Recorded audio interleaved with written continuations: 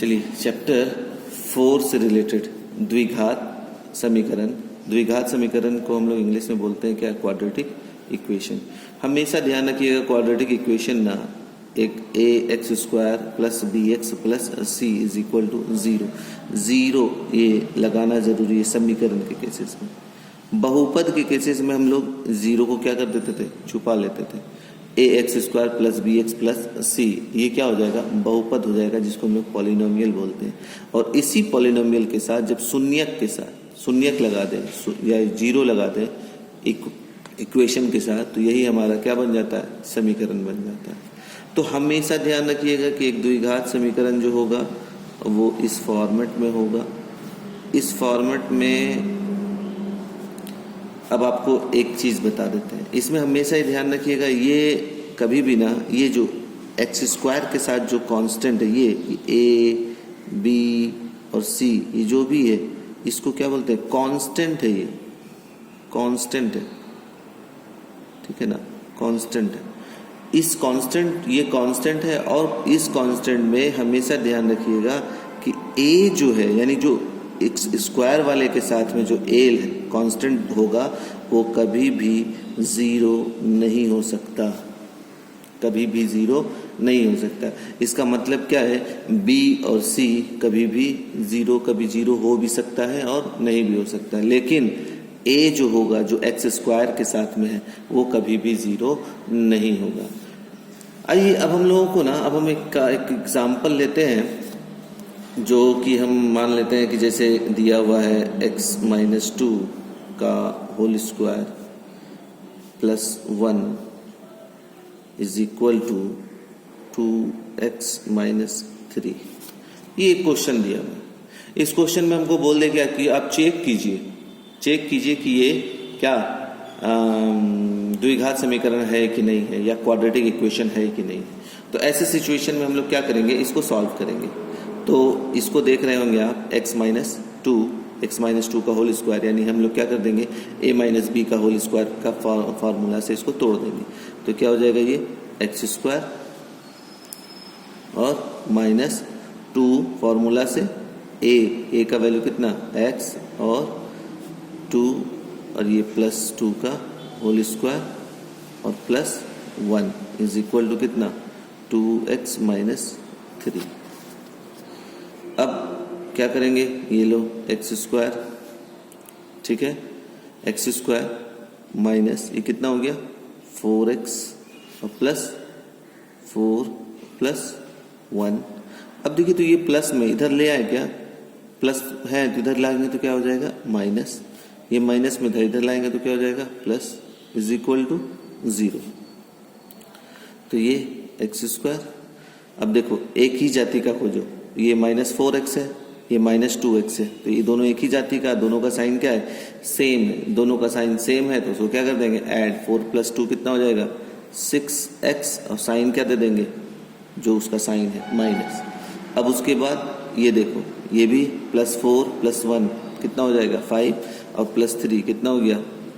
8 is equal to 0। अब बस ये सॉल्व कर दिए। अब हम लोग क्या करेंगे? इसके बाद इसको अब हम देखेंगे, लिखेंगे क्या? सिंस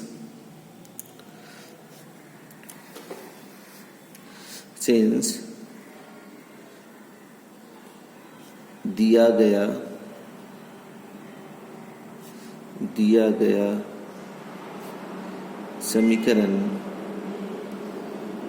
एक सेंटेंस लिखते हैं, दिया गया समीकरण ax²। अब देखो तो क्या फॉर्मेट था ऊपर में, अगर देखें तो फॉर्मेट क्या था? ax² plus bx plus c क्या था? Constant.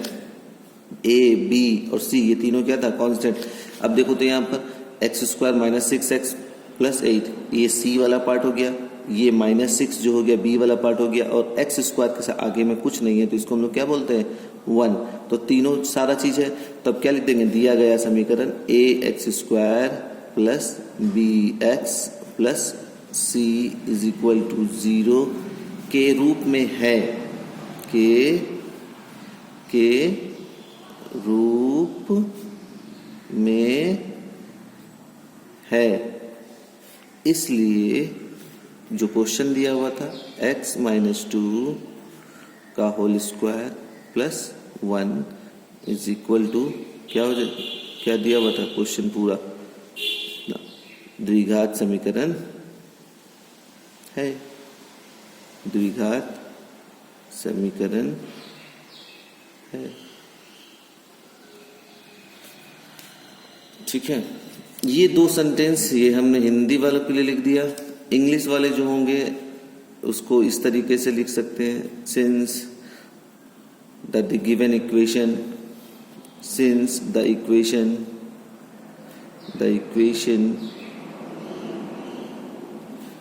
is in the form of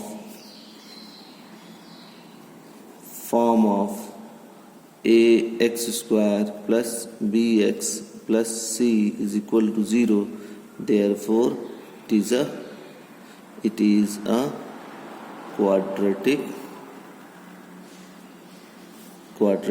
equation। हाँ, अब यही रहा कि इसमें हम एक चीज़ और बता दें कि अगर मालूम हुआ कि a का वैल्यू अगर 0 आ जाता, तो जैसा कि हमने कहा है कि द्विघात समीकरण में कभी भी a का वैल्यू 0 नहीं होगा, और अगर a खत्म हो जाता तो फिर क्या करते, तो ये द्विघात समीकरण नहीं होगा, या फिर it is not a quadratic equation. ठीक है, चलिए एक और एग्जांपल लेते हैं जिसमें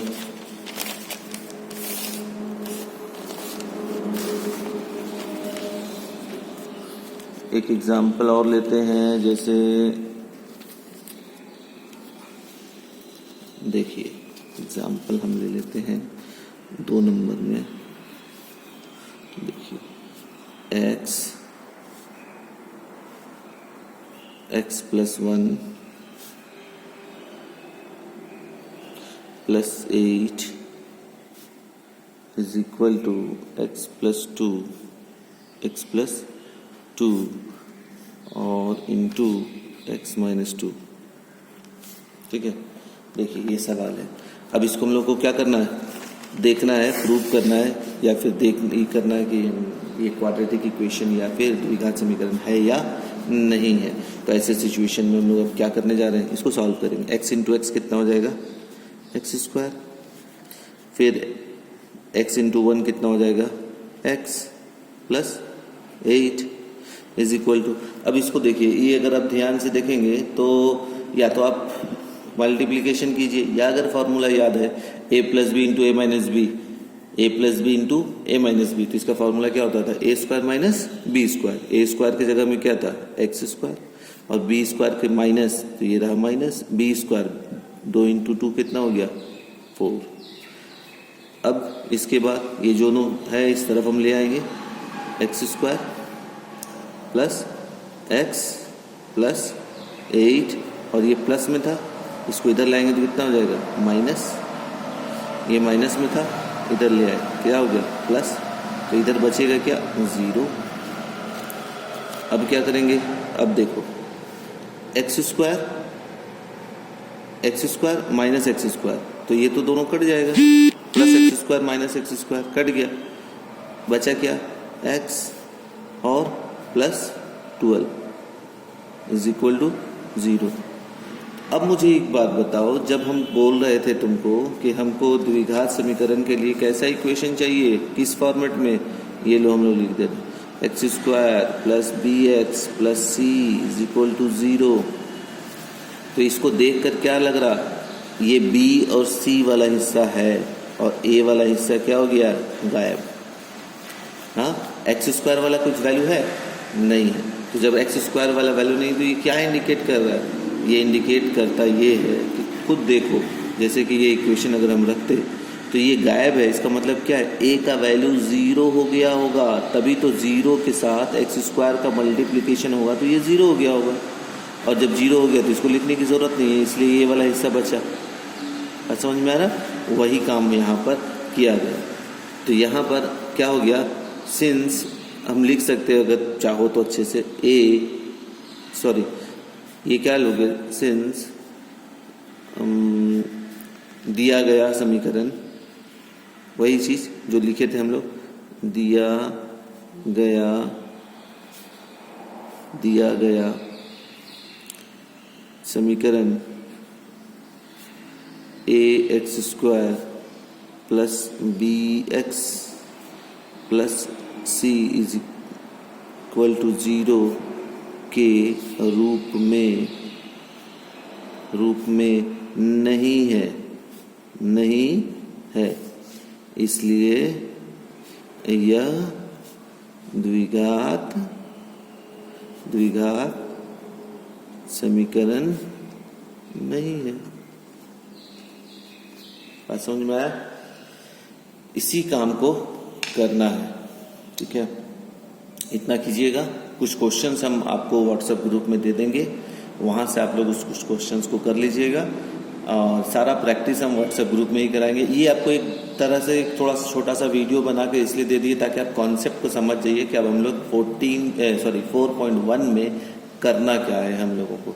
तो 4.1 में सिर्फ हम लोगों को चेक करना है कि ये द्विघात समीकरण है या नहीं है, ठीक है। तो इस वीडियो को ज़्यादा से ज़्यादा देखिए, लाइक कीजिएगा, शेयर कीजिएगा और सब्सक्राइब करना ना भूलें हमारे चैनल्स को। Thank you for watching this.